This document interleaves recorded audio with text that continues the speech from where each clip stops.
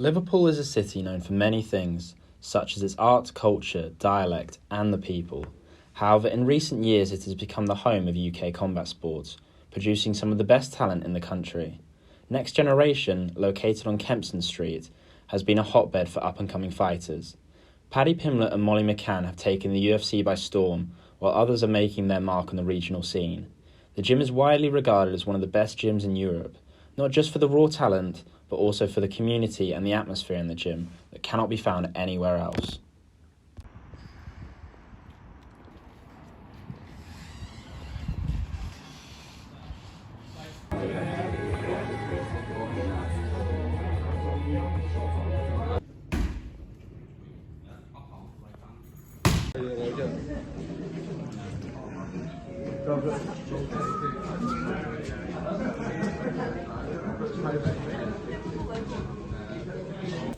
One, two. Uppercut. Uppercut, left hook. Right hand. One. My name is John Hughes, and this is my documentary on Next Generation. Not only is Next Generation one of the most successful MMA gyms in Europe, but I also wanted to highlight the community aspect and how important the gym is to the routine of all of these guys, you know, the hobbyists to the competitors to the pros, and how important it is to their day-to-day routine, their physical and mental health. So these next few interviews will be them talking directly about how it helps them. I hope you enjoy. Nice! Nice! Good stuff, John. Firstly, we have Robbie and Jay Donahue, two brothers who regularly compete for the gym, but also enjoy casually training from time to time. So obviously, you are a competitor for Next Gen in Jiu-Jitsu, and that makes, you know, training a fair part of your life. How important would you say training is to you as an individual? Yeah, like, the obvious answer would be it's really important, and like, I guess that is because it's true. Like, training, it's a part of your day. Like, anytime you're not training, you feel like you're missing something. It's like, oh, like, what am I doing? Like, I should be training. It's not just for like the aspect of like developing your game. It's for like the social aspect of it. Like, because you spend so much time in the gym, like, you're like naturally gonna build friends, and like once you've built friends, you feel like you're missing out on something because everyone's at the gym and like you're not. So it definitely helps. Yeah, it helps so much. So would you say, like, if you couldn't train for whatever reason, say you had an infection or an injury, would you say not only are you missing out on the actual training aspect itself, but you're missing out on the socializing aspect too? Yeah, definitely. You know, we all know this. Yeah, we all know this, don't we, lad? Like, it's one of them, like, when you can't train, like, you always think, like, fuck, I should be training. Like, it's what you want to do. Like, yeah, so you do miss out on the competition sport part, and like you do miss out on like the hard rounds or whatever, and like, oh, like learn a new technique. But we all know deep down you miss out on your mates the most. Like, it is like, we can lie and say like, oh, like we do like fucking the competition is the most important bit, but it's not. Like, I know I wouldn't be training if it wasn't for having mates here. Like, it's too easy to quit when you don't have mates doing it. You know what I mean?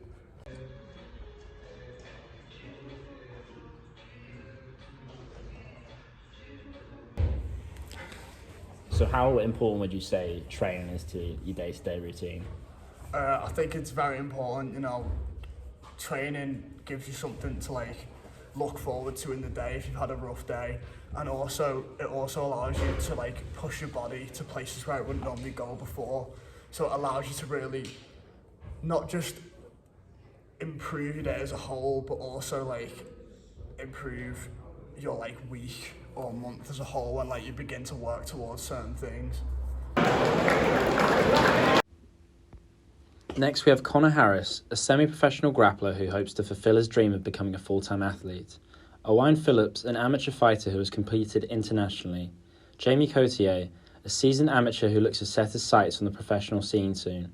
And Dylan McGee, a full-time professional MMA fighter. So what does training mean to you as an individual? Yeah, it's my entire life. I've been training for 4 years. When I went to uni, I decided that this is what I want to do. I want to become a coach. I want to become a competitor. I just want to do jiu-jitsu. So I got my degree. I graduated, got a job that is flexible enough where I can pay the bills, but also still train every day.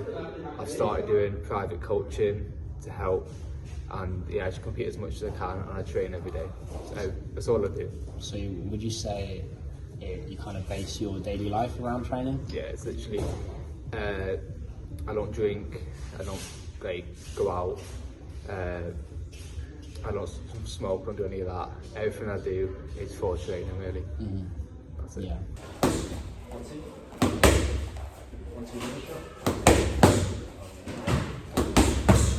When you do the liver shot, yeah, drop down a bit more on that right, and then. Right uppercut. Right hand. Leg kick. Calf. Teep. Teep. Lovely. Right hand. So obviously you're an amateur competitor, and you know you compete a lot before. Would you say that there's a difference between competing compared to just being a hobbyist and coming in casually? Yeah, definitely. I think a lot more is on the line when you're competing. You have to take it a little bit more serious, since you could really get hurt in there. So you have to, at least I find the need to really take it a little bit further with preparing and training, just to make me a bit more confident in there and perform better in the ring.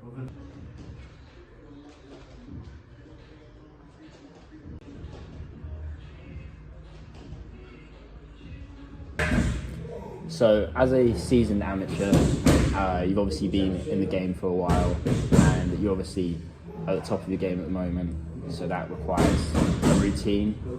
And as a part of that, do you feel like training's a big part of your life? Do you feel like it takes up a lot of your day? Training's pretty much my whole life. When I'm not training and I'm not working, I'm just resting. So pretty much everything when I'm training, when I'm getting ready for a fight, is based around my training being where it needs to be and me getting better, and also not overtraining, just trying to get everything as perfect as I can, pretty much, yeah.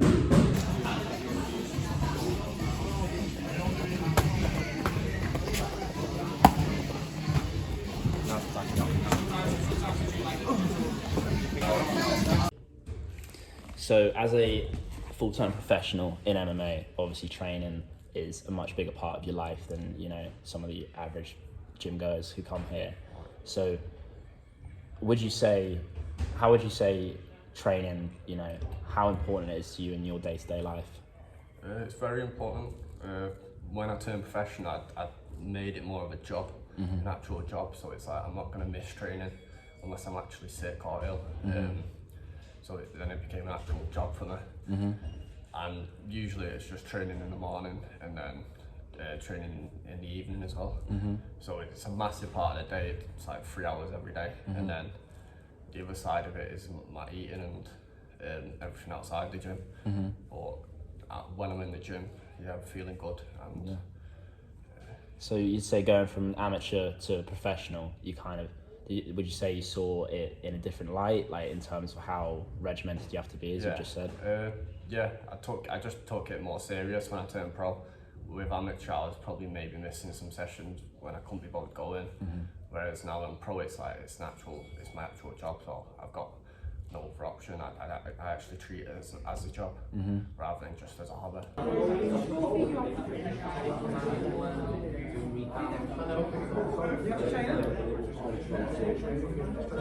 Training's pretty much my whole life. When I'm not training and I'm not working, I'm just resting. And then it's like a massive part of my life because people in the gym, I meet new people all the time, especially with this gym. There's so many members. Yeah, it's my entire life. I've been training for 4 years. Like training, it's a part of your day. Like anytime you're not training, you feel like you're missing something. It's like, what am I doing? Like I should be training. It's not. Training gives you something to look forward to in the day if you've had a rough day. Yeah, definitely, because then it's something that you enjoy, that you can work on, that's outside of uni.